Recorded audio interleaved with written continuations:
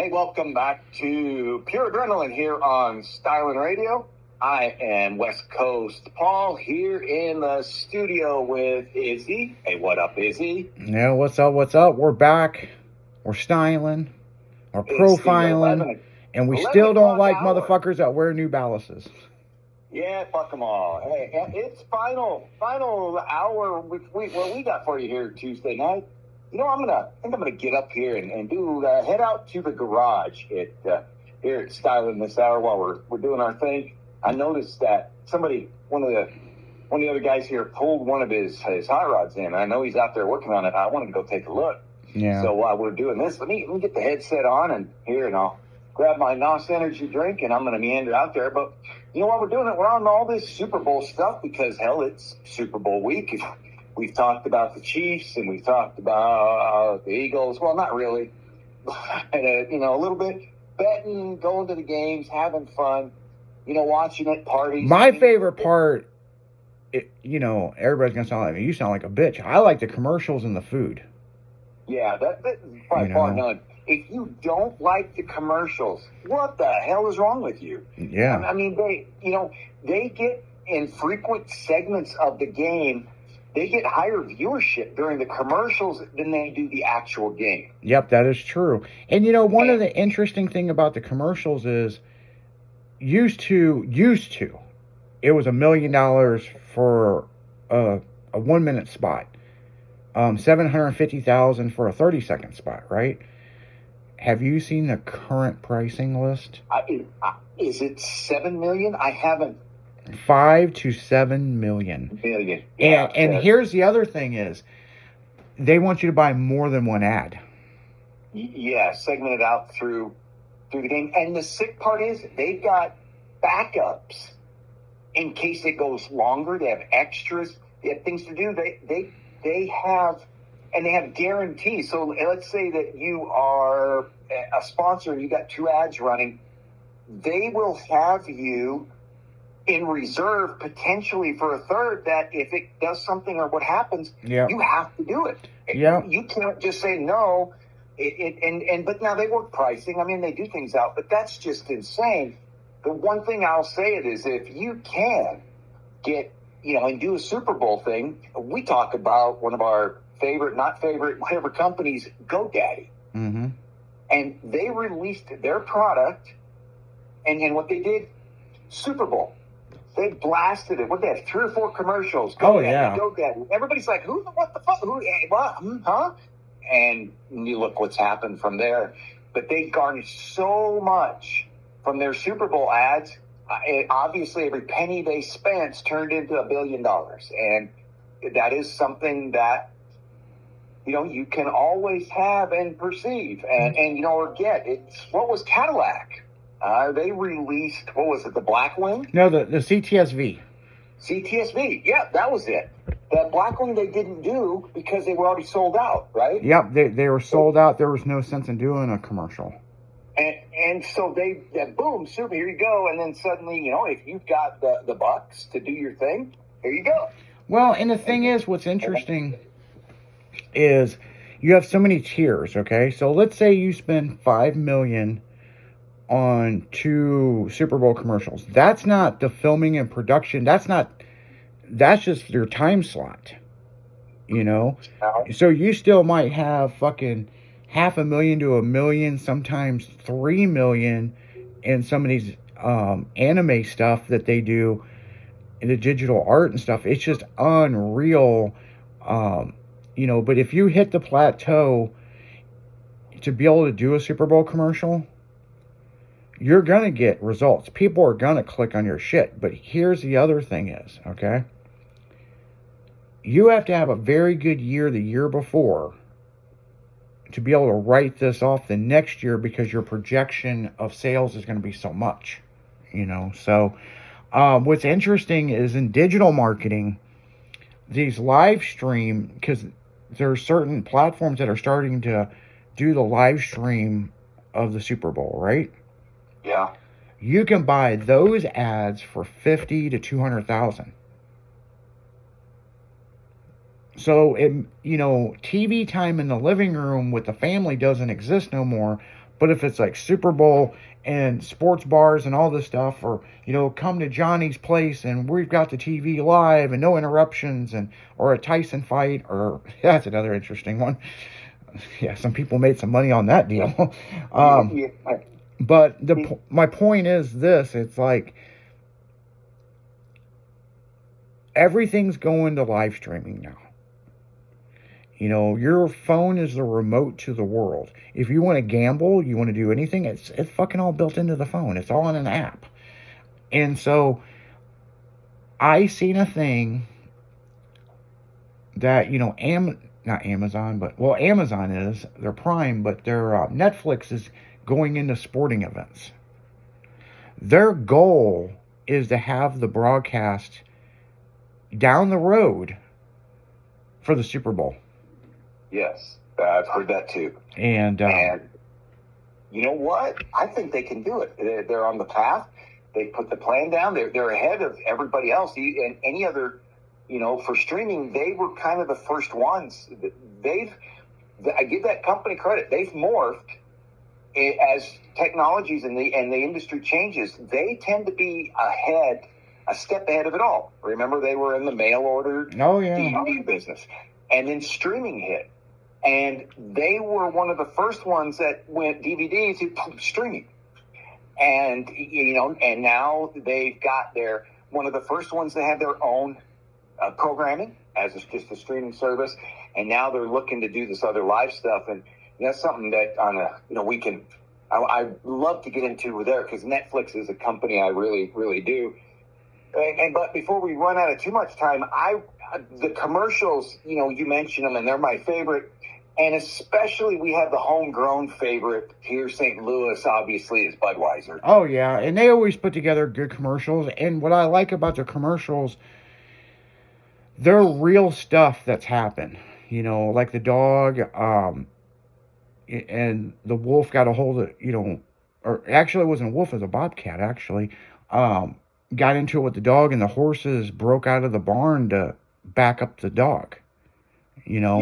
That dog's real. You can go to Grant's Farm and pet the dog. I mean, the other story that they did up in Chicago, and they're all real stories. This trainer trained a Clydesdale from birth into being a stallion for Anheuser-Busch.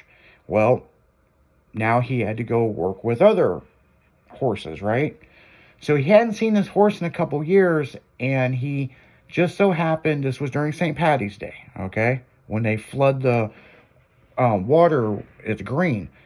So he was just so happened in Chicago, meeting with some other people. He heard the horse is going to be there. He went down to see it, but there was a big crowd, and that horse seen him as they were loading up, right? And took off running towards him because he knew who he was. And that's based on a true story. That really happened. And so, when they show the stuff like with the Clydesdale and Grant Farm, those are true stories. And that's what I think is cool about Anheuser-Busch, is they do such a good job of doing that, Yeah, and it's why it broke my heart after COVID when Budweiser pulled their commercials for a couple of years, after InBev bought them, and they were like, nah, here we don't. But it was COVID related. They were trying to focus on other things. I know other vendors did too, Pepsi or Coke, I should say, and some others, and I get it. But, the Super Bowl is not the Super Bowl without Budweiser commercials. Well, and the other thing is, in that time frame too, other manufacturers of alcohol beverages were complaining that Anheuser-Busch was buying too many ads. Yeah, I know. So there was a monopoly on that, and Anheuser-Busch is like, look, we'll take a step back. Yeah, and, I guess, and a couple of things this year is that the Clydesdales, they're bringing them back, and they've got them. They filmed all the commercials right here in St. Louis, right at their main beer plant. That's where they've done them all. And the other little thing, not Budweiser, but commercial related, we talked, is Fox, and looking up that commercials this year minimum are $8 million for a 30-second segment, minimum. That later, as they're sold out, And the reserve commercials, if they have something that goes in there, people will pay maybe $8.5 million for a 30-second hit. And that's sick. You think about that. $8.5 million for 30 seconds. That's it. Yeah. And the companies do it because they know they get their money back. Oh, yeah. And I'm stunned. Last year was $7 million, and this year it's taken a huge jump. I mean, that million, that's insane. But that tells you the power of it. And, and now the other one, too, that we're in looking up, because Fox will be broadcasting the game. The minute the Chiefs were in it, they've already had pre-negotiated contracts, but the minute the Chiefs were in it, because of all the records that they can do, whoosh, cost of it, because they think that this will probably, bar none, be a record Super Bowl viewership. So I can't wait. We know that a couple of things. Taylor Swift will be in the seats because her bed buddy there, Travis Kelce, will be playing. And another thing of note, for the first time in history, a sitting president's going to go to the Super Bowl. Trump is going to be there. So you can look at that one of two ways. It's either the safest place in the planet to be with all the security they'll have, or it's the most dangerous place to be if somebody's trying to get rid of the president. So it depends on, I guess, on how you look at it. Yeah. But, they said it's the safest place in the universe this weekend. The Super Bowl will never have been safer.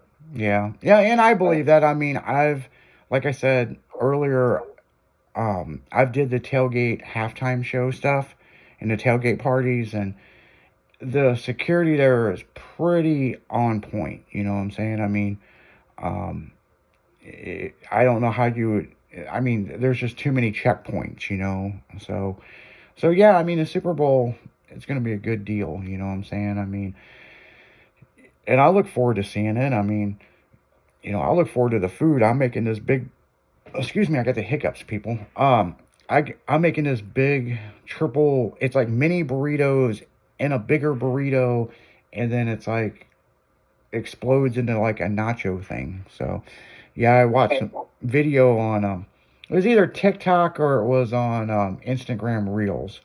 And I see these food things and I kind of save them sometimes. And this one I was like, I want to try this, Yeah. And yeah, you know what? Because I said any food stuff I had planned, it's all by the wayside. I won't be there. But I got to say this. I was thinking about Trump. You know where I'm staying when we're in Sin City this coming weekend? Can you guess? The El Cortez? The Trump. The Trump.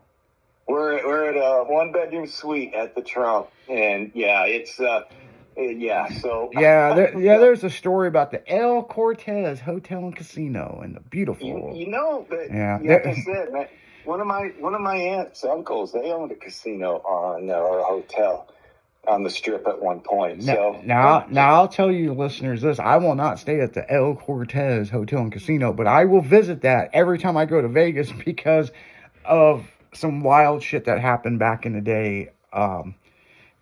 Staying there, yeah. I ended up on an episode of Cops.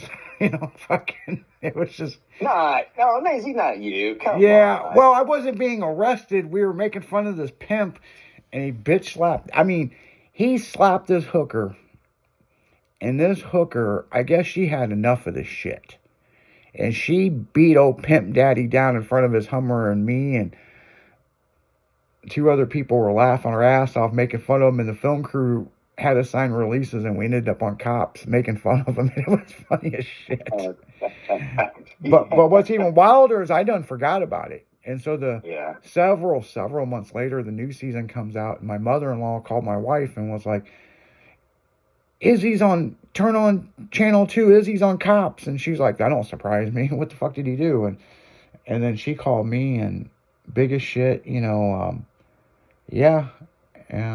But what really pissed off the ex-wife, so Cops used to be on from 7 to 7:30, 7:30 to 8. They had 2 episodes.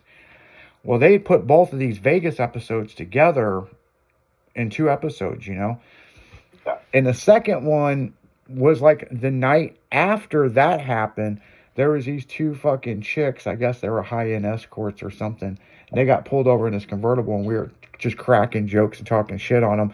And we ran into that film crew again.